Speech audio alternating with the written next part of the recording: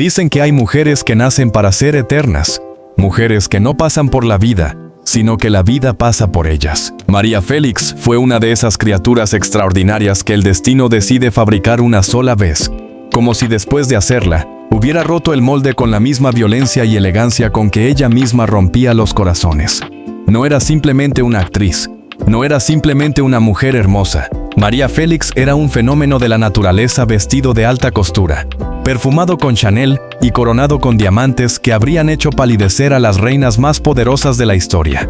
Pero detrás de cada fotografía deslumbrante, detrás de cada aparición pública que dejaba sin aire a los presentes, detrás de cada declaración que se convertía en leyenda casi antes de terminar de pronunciarla, había un mundo que muy pocos conocían. Un mundo de excesos calculados, de riquezas acumuladas con inteligencia feroz, de mansiones que eran templos levantados en honor a su propia divinidad, y de secretos que ella misma se encargó de enterrar con la misma perfección con que aplicaba su legendario rouge.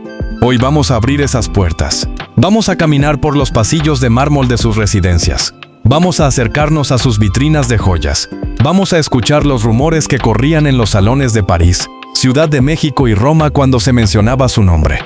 Porque la historia de la riqueza de María Félix no es simplemente la historia de una mujer que tuvo mucho dinero. Es la historia de una mujer que convirtió el lujo en filosofía de vida y la abundancia en una forma de declarar su independencia al mundo entero. Para entender cómo vivió María Félix, hay que entender primero de dónde vino, porque el contraste entre sus orígenes y la vida que después construyó para sí misma es tan dramático que parece sacado de una de sus propias películas. Nació en 1914 en Álamos, Sonora, un pueblo que en aquella época era apenas un eco de lo que había sido durante la fiebre de la plata en el siglo anterior.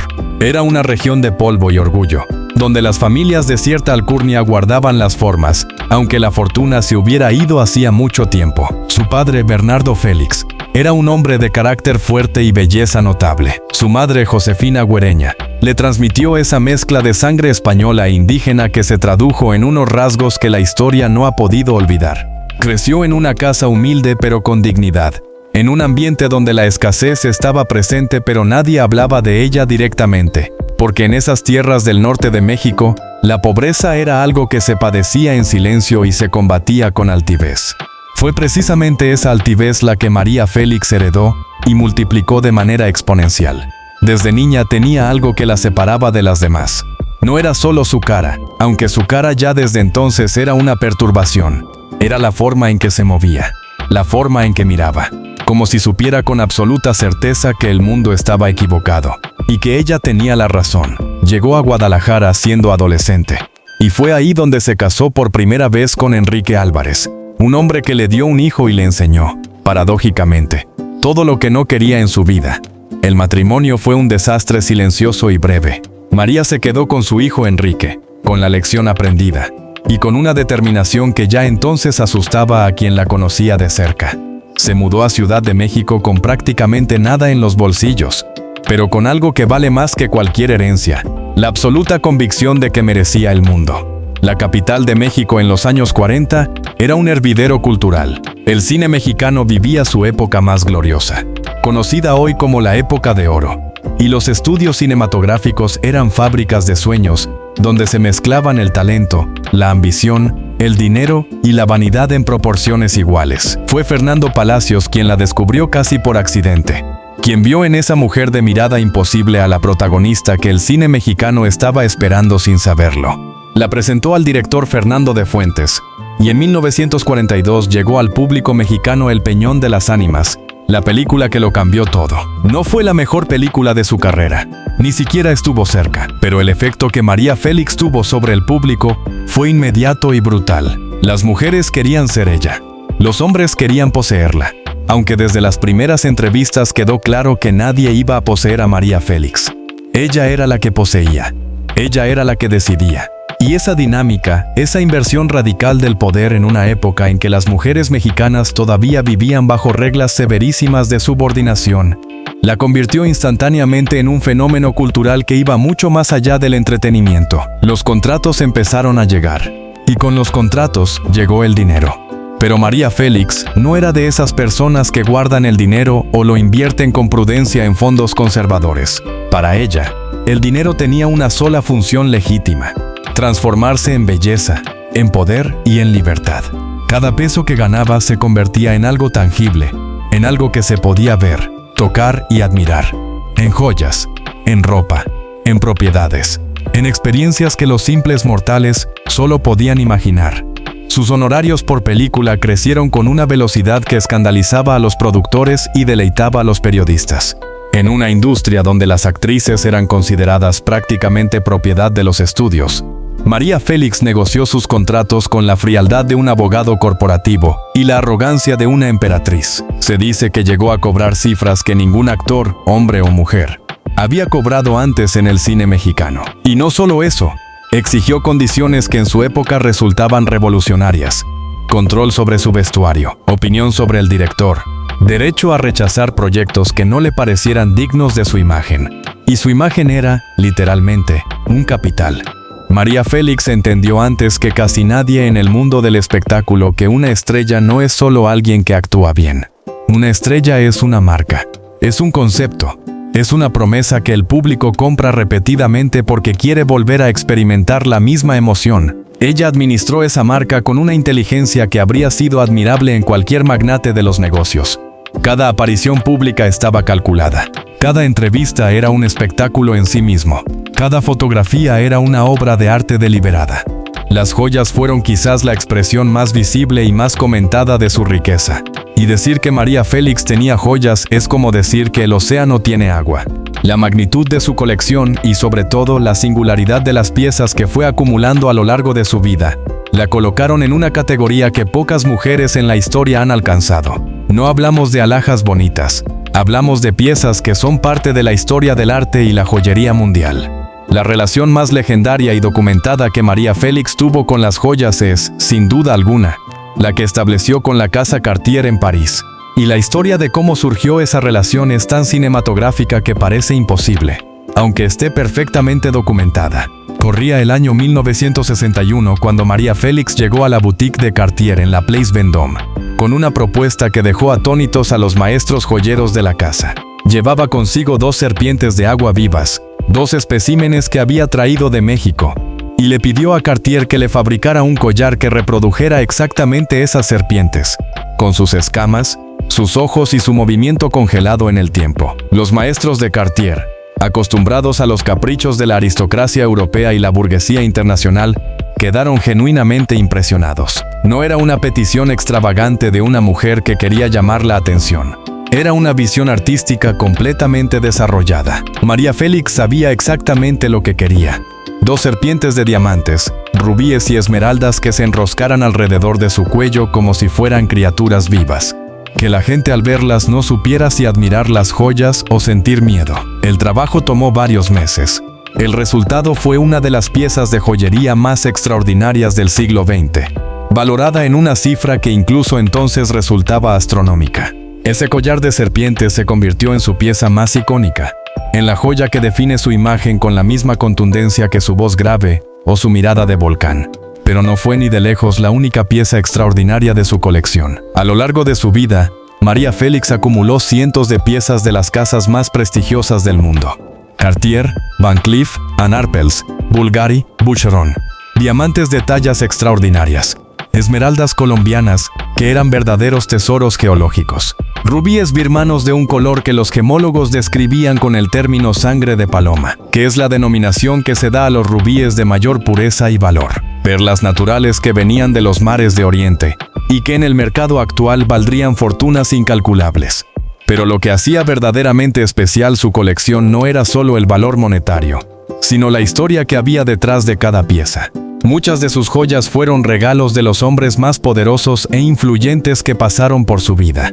Y los hombres que rodearon a María Félix no eran hombres ordinarios, eran artistas de genio, magnates de la industria, intelectuales de renombre, e incluso algún personaje de la nobleza europea que sucumbió ante esa mexicana imposible que fumaba con boquilla de marfil y hablaba de arte y de muerte con la misma facilidad con que otros discutían el tiempo. Jorge Negrete, el charro cantor, fue uno de los grandes amores de su vida, y uno de los hombres que más generosamente intentó demostrar su adoración a través de los regalos. El matrimonio entre María Félix y Jorge Negrete fue una unión de dos monumentos del cine mexicano, dos egos de proporciones épicas que de alguna manera encontraron la manera de convivir, aunque brevemente. Negrete murió en 1953, apenas unos años después de casarse con ella, y María Félix guardó durante toda su vida una mezcla de dolor y respeto por ese hombre que fue quizás el único que supo plantarle cara con la misma intensidad que ella proyectaba. Pero si hay una figura masculina que marcó profundamente la vida de María Félix, tanto en lo sentimental como en lo intelectual, esa es la del muralista Diego Rivera. La relación entre María Félix y Diego Rivera es uno de los capítulos más fascinantes y menos comprendidos de la historia cultural mexicana del siglo XX. Rivera, que estaba casado con Frida Kahlo, se enamoró de María con la misma intensidad volcánica con que hacía todo en su vida. La pintó en múltiples ocasiones, la inmortalizó en murales, y la amó con esa forma desordenada y total que tenía para amar, que era igual de desordenada y total que tenía para todo lo demás. Se dice que Rivera llegó a pedirle matrimonio a María Félix antes de que el romance terminara, que incluso llegó a divorciar formalmente a Frida Kahlo, que en ese momento de su vida estaba gravemente enferma, para poder casarse con la doña. Lo que ocurrió exactamente en ese triángulo es algo que los historiadores todavía debaten, porque María Félix siempre habló del tema con una combinación de orgullo y misterio que hacía imposible extraer una versión definitiva de los hechos. Lo que sí es claro es que Diego Rivera le regaló a María Félix joyas diseñadas por él mismo, piezas únicas que combinaban elementos prehispánicos con su visión personal del arte, piezas que hoy serían extraordinariamente valiosas, tanto por sus materiales como por su autoría. Las mansiones de María Félix son otro capítulo en sí mismas en la historia de su riqueza y sus excesos. Porque María Félix no habitaba casas. María Félix habitaba palacios, y los transformaba en extensiones de su propia personalidad, con una precisión y un gusto que decoradores profesionales le envidiarían. Su residencia más famosa en México fue la que tuvo en el Pedregal de San Ángel, en Ciudad de México. El Pedregal era en esa época el barrio más exclusivo de la capital, una zona construida sobre lava volcánica, donde las familias más prominentes del México moderno levantaron sus casas con arquitectos de primera línea. La casa de María Félix en el Pedregal era conocida en los círculos sociales de la ciudad como un lugar de leyenda. No porque fuera la más grande, aunque era considerable, sino porque reflejaba con absoluta fidelidad el carácter de su propietaria. Las paredes estaban decoradas con obras de arte originales, pinturas de Diego Rivera, por supuesto, pero también de otros maestros del arte mexicano e internacional que María había ido adquiriendo a lo largo de los años, con un ojo que los críticos de arte reconocían como genuinamente educado. No compraba arte por moda ni por inversión, aunque el arte que compró resultó ser una inversión extraordinaria. Compraba lo que le producía una reacción visceral, lo que la emocionaba o la perturbaba, lo que sentía que tenía algo que decirle. Los muebles eran piezas que ella misma seleccionaba en anticuarios de París y Londres durante sus frecuentes viajes a Europa. Tenía predilección por los estilos que mezclaban la opulencia barroca con elementos más modernos, creando ambientes que eran simultáneamente imponentes y habitables. Sus contemporáneos que tuvieron el privilegio de visitar esa casa describían la experiencia como entrar en un mundo paralelo donde todo estaba pensado para producir una impresión de belleza y poder. Los jardines de la Casa del Pedregal eran igualmente legendarios. María Félix tenía una relación casi mística con las plantas y los animales. Se sabe que en distintos momentos de su vida tuvo como mascotas todo tipo de criaturas que habrían resultado inusuales para cualquier otra persona. Pájaros exóticos de plumas extraordinarias que hacían juego cromático con las flores del jardín. Felinos que caminaban entre los muebles de sala con la misma calma con que ella caminaba entre sus admiradores. Animales que en otros contextos habrían producido alarma, pero que en el mundo de María Félix simplemente completaban el cuadro. París fue su segunda patria, y en París también dejó su huella de mármol y seda. María Félix vivió periodos extendidos en la capital francesa desde finales de los años 40, cuando su fama traspasó las fronteras mexicanas y empezó a ser solicitada para producciones europeas. Francia la recibió con los brazos abiertos.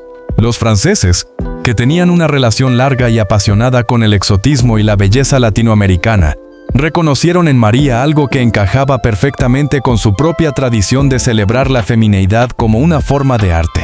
En París tuvo departamentos en los barrios más elegantes. Se sabe que vivió en las inmediaciones de los Campos Elíseos y que frecuentaba los círculos más selectos de la sociedad parisina con una naturalidad que asombraba incluso a los europeos más difíciles de impresionar. Los diseñadores de moda más importantes del siglo XX la visitaron y la vistieron. Christian Dior, que en esa época redefinía la silueta femenina con sus colecciones revolucionarias, fue uno de sus creadores predilectos. Balenciaga, el gran maestro vasco que los entendidos consideraban el dios de la costura, también dejó su huella en los armarios de María Félix. Y hablando de armarios, porque el guardarropa de María Félix era en sí mismo un museo. Las estimaciones que se han intentado hacer sobre el valor de su colección de ropa, calculando en términos actuales las piezas de alta costura que acumuló a lo largo de décadas, llegan a cifras que resultan casi abstractas. Pero más allá del valor económico, lo que hacía extraordinario su guardarropa era que cada prenda contaba una historia. Cada vestido había sido creado para un momento específico, para una aparición calculada, para un efecto emocional determinado. Ella entendía el vestido como un lenguaje. Sabía exactamente qué decía cuando llegaba a un evento con un Dior negro de escote pronunciado. Y sabía exactamente qué decía diferente cuando elegía un traje sastre de Balenciaga con sombrero a juego. El vestuario era un sistema semiótico que ella manejaba con la misma maestría con que una poeta maneja las palabras. Cada elección era un mensaje. Cada outfit era una declaración. Los hombres que financiaron parte de ese estilo de vida son un capítulo aparte y fascinante. Porque si bien María Félix ganó suficiente dinero propio como para vivir con lujo durante toda su vida, lo cierto es que también supo, con una habilidad que ella misma nunca pretendió disimular, rodearse de hombres cuya generosidad era proporcional a su fascinación por ella. Y esa fascinación era, en todos los casos, total y a veces devastadora para el que la padecía. El empresario francés Alex Berger fue su tercer esposo, y posiblemente el hombre que vivió más años a su lado. Berger era un hombre de negocios exitoso, que tenía la suficiente solidez económica como para no sentirse amenazado por la riqueza y la fama de su mujer, y la suficiente inteligencia emocional como para entender que María Félix necesitaba un tipo particular de libertad para seguir siendo quien era. Su matrimonio duró varios años y fue, según todos los testimonios, la unión más estable y armoniosa que ella vivió.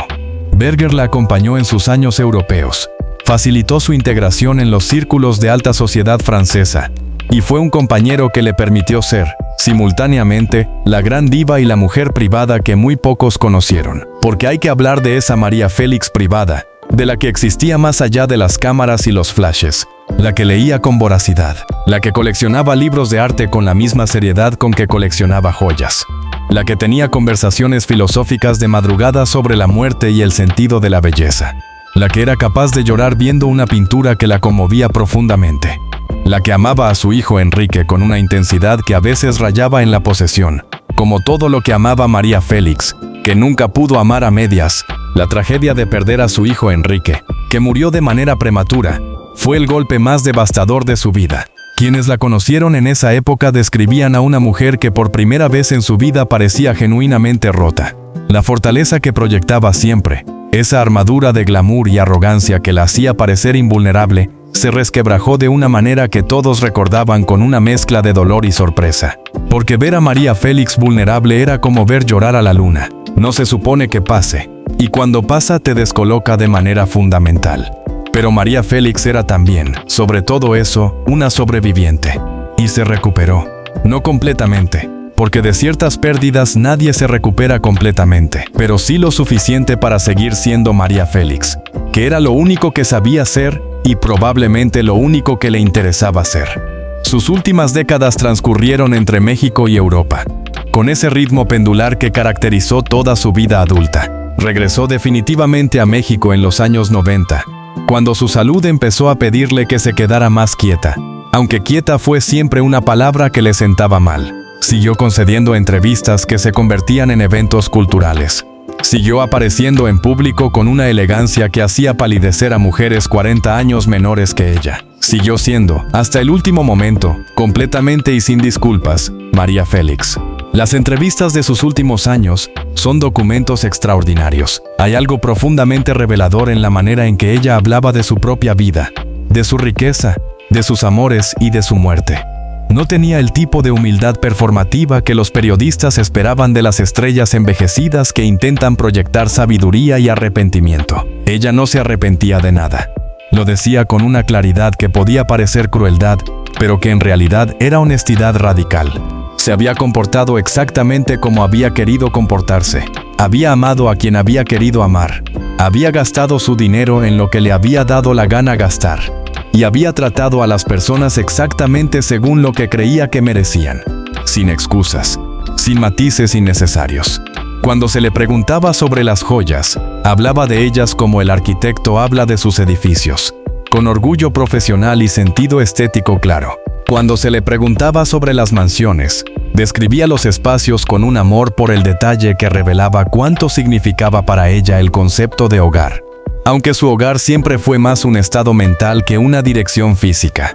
Cuando se le preguntaba sobre los hombres, sonreía con esa sonrisa que era simultáneamente una invitación y una advertencia, y decía lo suficiente para mantener el misterio intacto. El misterio fue siempre parte de su estrategia. María Félix entendía que la omnipresencia destruye el mito, que para seguir siendo deseada, para seguir siendo fascinante, era necesario guardar siempre algo en reserva. Dar suficiente para mantener la atención, pero no tanto que el público se sintiera saciado. Era una economía del deseo que manejaba con precisión de cirujana, y que le funcionó durante 6 décadas de vida pública, lo cual es un logro que muy pocas figuras del espectáculo en toda la historia han podido igualar. El inventario de sus bienes, revelado después de su muerte en 2002, confirmó lo que quienes la conocían ya sabían, que la riqueza que había acumulado era real y extraordinaria. Las joyas solas, tasadas por expertos internacionales, representaban una fortuna que habría hecho honorable a cualquier familia aristocrática europea. Las obras de arte eran piezas de museos que habían permanecido en manos privadas durante décadas gracias a ella. Los inmuebles que quedaban eran propiedades en ubicaciones privilegiadas de México y Europa. Pero más allá de lo que quedó en números y catálogos de subasta, lo que María Félix dejó como legado verdadero es algo que no se puede tasar. Dejó una forma de entender la feminidad que era radicalmente libre.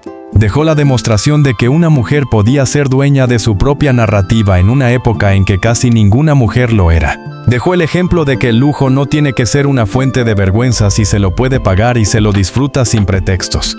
Y dejó sobre todo esa imagen imposible, esa cara que sigue mirando desde los carteles y las pantallas con la misma intensidad desafiante con que miró al mundo en vida. Hay una frase que se le atribuye a María Félix, aunque como ocurre con todas las frases que se le atribuyen, es imposible verificar si realmente la dijo o si simplemente suena tan perfectamente a ella que alguien decidió que debía haberla dicho. La frase dice que ella nunca fue rica porque tuviera mucho dinero, sino porque nunca le faltó nada de lo que verdaderamente quería. Es la frase de alguien que entendió la diferencia entre acumular y vivir, entre tener y ser, entre el patrimonio y la plenitud.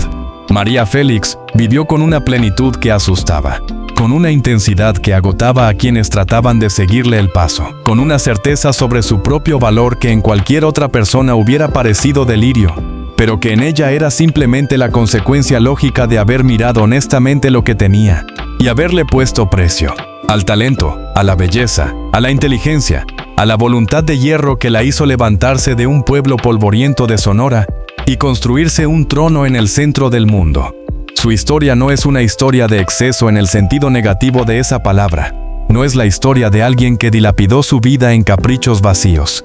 Es la historia de alguien que entendió que la vida es corta y la mediocridad es eterna, y que decidió con toda deliberación y toda la información disponible que la mediocridad era simplemente inaceptable.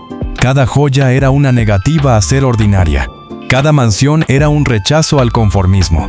Cada aparición deslumbrante era un argumento, sostenido con diamantes y seda, de que el mundo es más interesante cuando alguien se niega a ser menos de lo que puede ser. María Félix fue más de lo que nadie esperaba que una niña de Álamos, Sonora, pudiera ser. Fue más de lo que el cine mexicano esperaba que sus actrices fueran. Fue más de lo que los hombres que la amaron esperaban poder contener en una relación. Fue, en todos los sentidos posibles de la palabra, demasiado. Y ese exceso que el título de esta historia menciona, no fue un defecto, fue su obra maestra.